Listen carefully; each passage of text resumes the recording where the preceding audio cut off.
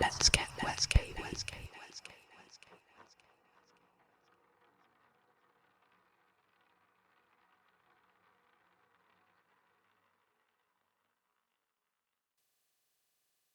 Late night at the office turned into an even later night at the bar. About 4 drinks deep at this point, and I'm tired, just about ready to fall asleep as I stumble through the doorway. I lay down on the couch and reach for my bag of joints and spark one up as I pull YouTube on my laptop. I'm in the middle of watching some luxury cruise tour, close passing out when I hear the front door open. I sit up and turn my head slightly, just enough to see my roommate coming in. He hangs his jacket in the closet and doesn't say anything, and walks slowly to his room, which is normal enough. I've been living with him for about 3 months, long enough for me to pick up on most of his tendencies. The guy really doesn't talk unless spoken to, which was far from a problem for me. He also generally kept things clean on his end, never causing much in the way of problems. I really couldn't complain, so I go back to watching YouTube, and about 5 minutes later, I hear the shower in his room turning on. Once again, nothing strange.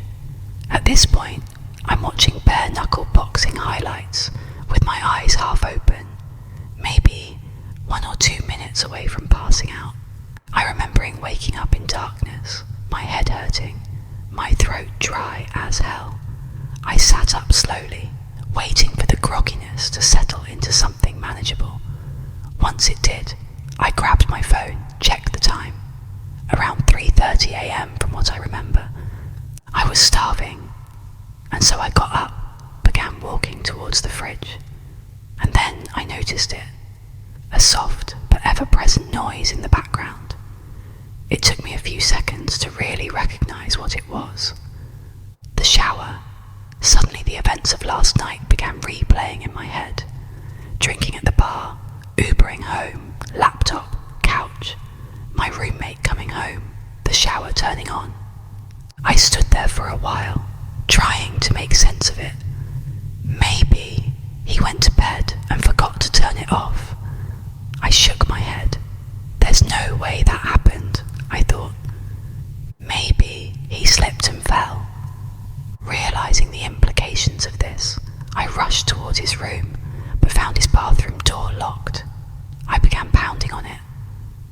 "Hey man, you alright?" No response. I considered kicking the door down, but decided to call 911 before I did that.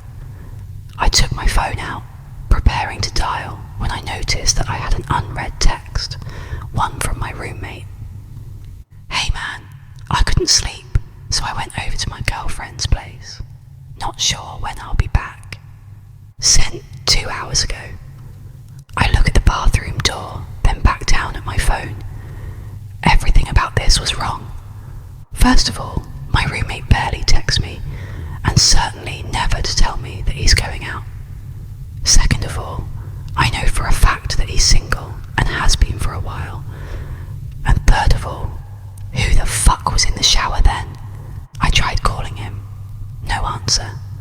Sent him some texts, but no response. I walked over to his desk and saw that his keys and wallet were still beside his laptop. My head's starting to spin at this point, and I get out of there, go back into the living room and turn on the lights. I'm pacing around in a circle, trying to follow the plot, while also trying to ignore the shower. A noise that I never could have imagined being so dreadful in any context. Sometime later, I hear something vibrating on the kitchen counter. I move towards it and see that it's a phone.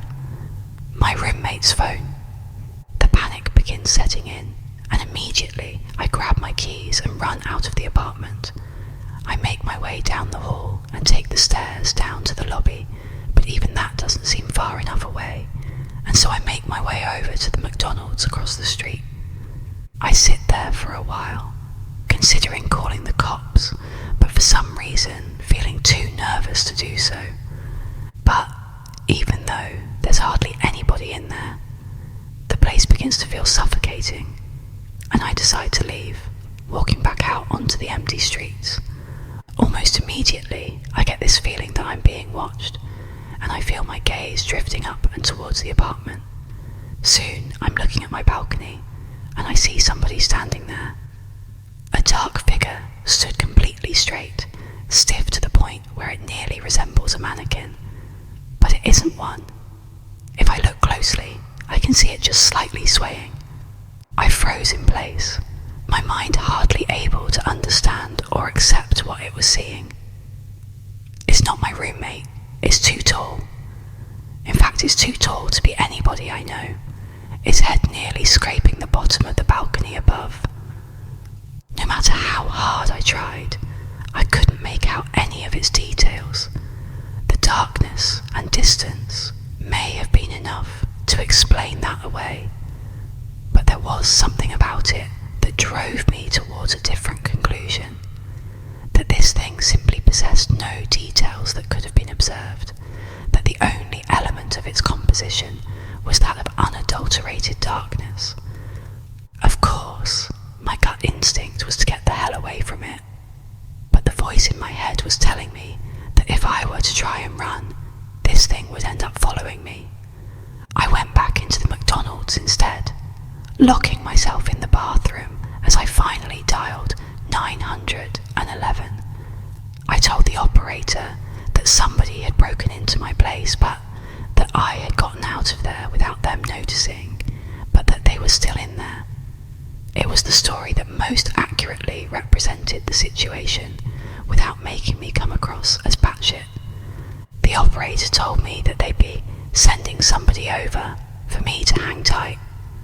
I left the bathroom, waiting at the table closest to the exit until I could see the red and blue lights cutting through the darkness. I went outside to meet the cops, looking up at the balcony to find it empty, though the door to the living room had been left open. They pelted me with a bunch of questions that I found difficult to answer. Is the intruder armed?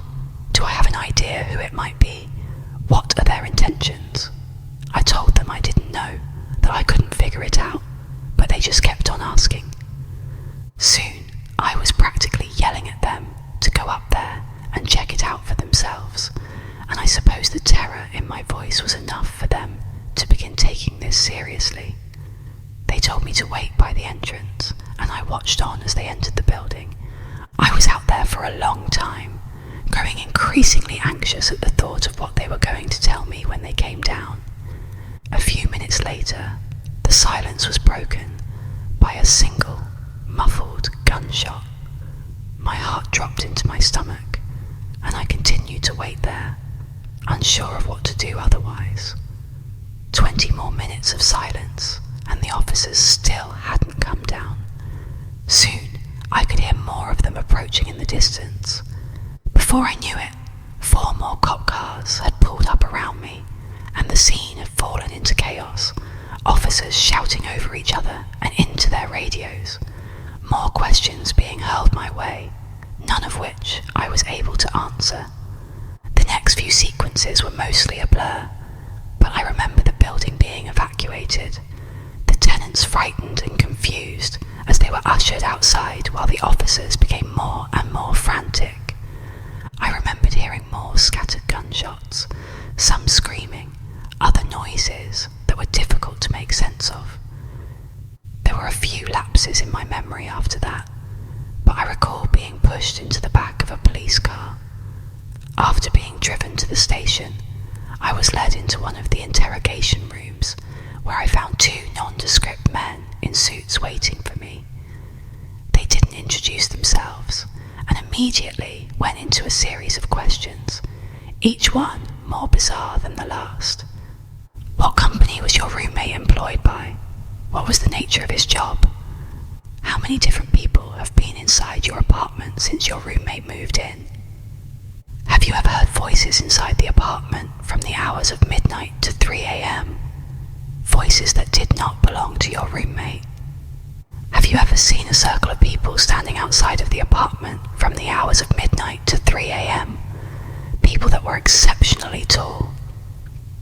And one of the most unsettling ones, have you ever seen somebody standing at the foot of your bed upon waking up between the hours of midnight to 3 a.m., only for them to disappear moments later? If so, do you remember what they looked like?